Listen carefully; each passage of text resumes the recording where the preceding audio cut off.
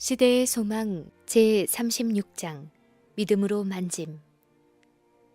거라사에서 서쪽 해안에 돌아오신 예수께서는 당신을 영접하려고 모여있는 군중을 보셨다. 그들은 그분을 기쁨으로 맞이하였다.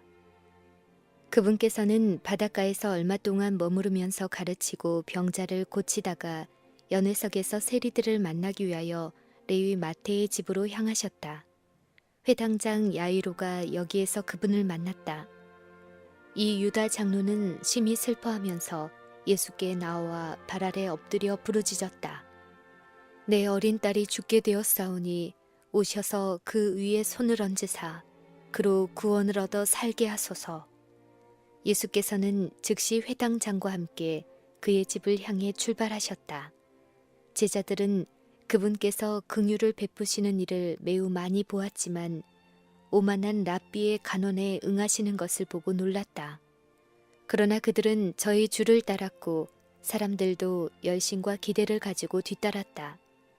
회당장의 집은 멀지 않았으나 군중이 사방에서 그분을 압박했기 때문에 예수님과 그분의 동료들은 천천히 발걸음을 옮겼다. 걱정이 되는 아버지는 지체하는 것이 조마조마했으나 백성을 불쌍히 여기시는 예수께서는 때때로 멈추어 고통당하는 자를 위로하고 마음에 근심하는 자를 안위하셨다.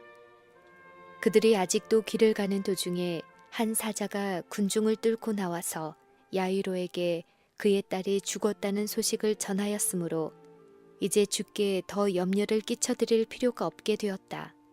예수께서 그 말을 듣고 두려워 말고 믿기만 하라. 그리하면 딸이 구원을 얻으리라고 말씀하셨다. 야이로는 군중을 밀치고 구주 곁에 더 바싹 다가왔다. 그리고 그들은 함께 회당장의 집으로 급히 발걸음을 옮겼다. 벌써 그곳엔 곡하는 사람들과 피리 부는 사람들이 와 있어서 그들의 떠드는 소리가 공중에 사무쳤다. 무리가 모여있는 것과 떠드는 소리는 예수님의 마음을 거슬리게 했다. 그분께서는 너희가 어찌하여 우느냐? 이 아이가 죽은 것이 아니라 잔다고 말씀하심으로써 그들을 잠잠하게 하려고 하셨다. 그들은 이 외인의 말에 성이 났다. 그들은 아이가 죽는 것을 보았으므로 그분을 멸시하고 조롱하였다. 예수께서 그들을 모두 집에서 떠나도록 요구하신 후에 소녀의 아버지와 어머니 그리고 베드로, 야고보, 요한 등 세 제자를 데리고 시체가 있는 방으로 함께 들어가셨다. 예수께서는 침대 곁에 가까이 가셔서 아이의 손을 잡고 그 소녀의 집에서 흔히 쓰는 말로 소녀야 내가 네게 말하노니 일어나라고 부드럽게 말씀하셨다. 의식이 없는 몸에 즉시 가느다란 움직임이 지나갔다. 생명의 맥박은 다시 뛰기 시작하였다. 입술은 미소와 함께 열렸다. 소녀는 마치 잠에서 깬 것처럼 눈을 크게 뜨고 자기 곁에 있는 사람들을 이상하다는 듯이 쳐다보았다. 소녀는 일어났다. 그의 부모는 팔로 딸을 꼭 껴안고 기쁨의 울음을 터뜨렸다.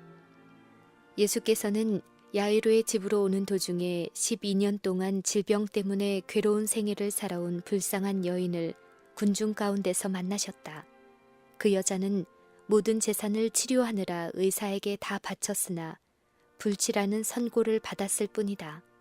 그러나 그리스도께서 행하신 치료의 소식을 듣자 그 여자의 소망은 되살아났다. 그 여자는 그분께 갈 수만 있다면 고침을 받으리라고 확신하였다. 그 여자는 허약하고 괴로운 중에도 그분께서 가르치고 계시는 해변에 나와서 군중을 뚫고 들어가려고 노력하였으나 허사였다. 그 여자는 다시 레위 마태의 집에서 예수님을 따랐으나 여전히 그분께 가까이 나아갈 수 없었다. 그 여자가 거의 절망하게 되었을 때 그분께서는 무리를 해치고 그 여자가 있는 곳에 가까이 오셨다. 절호의 기회가 왔다. 그 여자는 드디어 크신 의원 앞에 있게 되었다. 그러나 그 여자는 혼란 속에서 그분의 모습을 잠깐 스쳐보았을 뿐 그분에게 말할 수도 없었고 그분을 붙들 수도 없었다. 구조될 유일의 기회를 놓칠까 두려워서 그 여자는 앞으로 밀고 나가면서 혼잣말로 그 겉옷만 만져도 구원을 받겠다고 하였다. 그 여자는 그분께서 지나실 때에 앞으로 나아가서 그분의 옷자락을 간신히 만지는 데 성공하였다. 그러나 그 순간 여자는 자기가 나았다는 것을 알았다. 그 한 번의 만짐에 그 여자의 일생의 믿음이 집중되었고 그 즉시 그 여자의 고통과 쇠약함은 완전한 건강의 활력으로 바뀌었다. 그 여자는 감사한 마음으로 군중 가운데서 물러나오려고 하였다. 그때 예수께서 갑자기 발걸음을 멈추셨다. 따라오던 사람들도 그분과 함께 걸음을 멈추었다. 예수께서 몸을 돌이켜 주위를 둘러보면서 혼잡한 군중 속에서도 똑똑히 들리는 음성으로 내게 손을 댄 자가 누구냐라고 물으셨다. 사람들은 이 물음에 놀란 표정을 지었다. 사실 그분께서는 사방에서 난폭하게 떠밀리셨으므로 그렇게 질문하시는 것이 이상하게 보였다. 언제든지 말할 준비를 갖고 있던 베드로가 주여 무리가 에워싸 미는 것을 보시며 누가 내게 손을 대었느냐 물으시나이까 하고 말하였다. 이에 예수께서는 내게 손을 댄 자가 있도다. 이는 내게서 능력이 나간 줄 알미로다 라고 말씀하셨다. 구주께서는 믿음으로 만지는 것과 무관심한 군중의 우연한 접촉을 구별하실 수 있었다. 이런 믿음을 아무런 언급 없이 그냥 지나쳐서는 안 될 것이었다. 예수께서는 그 미천한 여자에게 기쁨의 샘이 될 안위의 말씀, 세상 끝날까지 당신을 따르는 자들에게 축복이 될 말씀을 하기를 원하셨다. 예수께서는 여자를 바라보면서 누가 자기를 만졌는지 꼭 알려고 하셨다. 숨길 수 없음을 알자 그녀는 떨면서 앞으로 나와 그분의 발 아래 엎드렸다. 그 여자는 감사의 눈물을 흘리면서 자기가 고통당한 이야기와 어떻게 고침을 받았는가를 말하였다.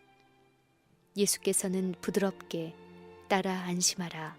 내 믿음이 너를 구원하였으니 평안히 가라고 말씀하셨다. 그분께서는 당신의 옷을 만지는 행위만으로도 치유하는 능력이 나온다고 주장하는 미신이 생겨날 기회를 허용하지 않으셨다. 치료가 이루어진 것은 그분과의 외적인 접촉으로 말미암은 것이 아니요 그분의 거룩한 능력을 붙잡은 믿음으로 말미암은 것이었다. 그리스도의 주위에 가까이 밀려다니며 경탄하던 군중은 생명의 능력에 접근해 있음을 깨닫지 못했다. 그러나 고통당하는 그 여인은 고침을 받으리라고 믿고 손을 내밀어 그분을 만졌을 때에 치유의 능력을 체험하였다. 영적 사물도 그와 같다. 신앙에 관하여 경박하게 말하거나 줄인 심령과 산 믿음 없이 기도하는 것은 아무런 소용이 없다.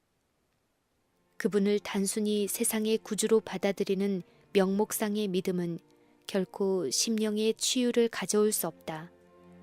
구원에 이르는 믿음은 진리에 대한 단순한 지적 동의가 아니라 온갖 것을 알기까지 믿음을 활용하지 않는 자는 하나님의 축복을 받을 수 없다. 그리스도에 관하여 믿는 것만으로는 충분하지 않다.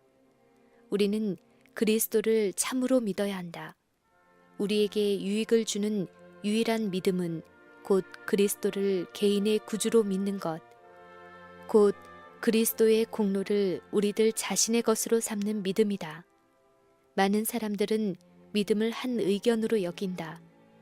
구원하는 믿음은 그리스도를 받아들이는 자들이 언약 관계를 통하여 자신들을 하나님과 결합시키는 거래이다. 진정한 믿음은 생명이다. 산 믿음은 활력의 증가, 의지하는 신뢰를 의미하며 그것으로 말미암아 영혼은 정복하는 능력자가 된다. 여인을 고치신 후에 예수께서는 그 여인이 자신이 받은 축복을 고백하기를 원하셨다. 복음이 가져다 주는 선물은 몰래 보존하거나 은밀히 즐겨서는 안 된다. 그와 같이 주께서는 우리에게 하나님의 인자하심을 고백하라고 요구하신다. 너희는 나의 증인이요 나는 하나님이라 여호와의 말이니라. 그분의 미쁘심을 우리가 선전하는 것은 그리스도를 세상에 나타내기 위해 하늘이 선택한 수단이다. 우리는 옛날의 성인들을 통하여 알려진 하나님의 은혜를 고백해야 한다. 그러나 가장 효력이 있는 것은 우리 자신의 경험에 대한 증언이다. 우리 자신 속에 있는 하늘의 능력의 역사를 드러내는 하나님의 증인들이다. 각 개인은 모든 다른 사람들과는 구별되는 생애를 살며 본질적으로 그들과는 다른 경험을 하고 있다.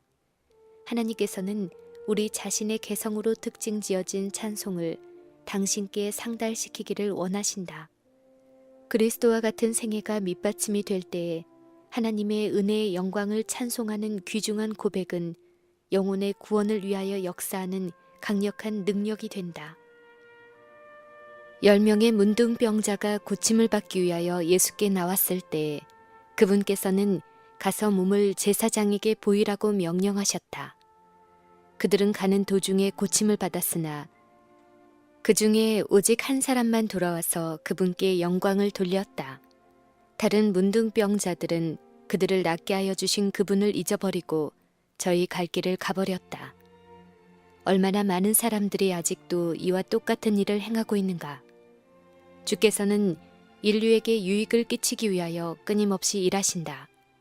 그분은 늘 당신의 은사를 제공하고 계신다. 그분은 병상에서 신음하는 병자를 일으키며 그들이 보지 못하는 위험에서 사람들을 구하고 하늘의 천사들에게는 저들을 재난에서 건지고 흑암 중에 행하는 연병과 백주에 황폐케 하는 파멸에서 보호하라고 분부하시건만 저들의 마음은 감명을 받지 않는다. 그분께서는 그들을 구원하기 위하여 하늘의 모든 부요를 주셨건만 그들은 그분의 크신 사랑에 무관심하다. 배은 망덕으로 말미암아 그들은 하나님의 은혜에 대하여 마음을 닫는다.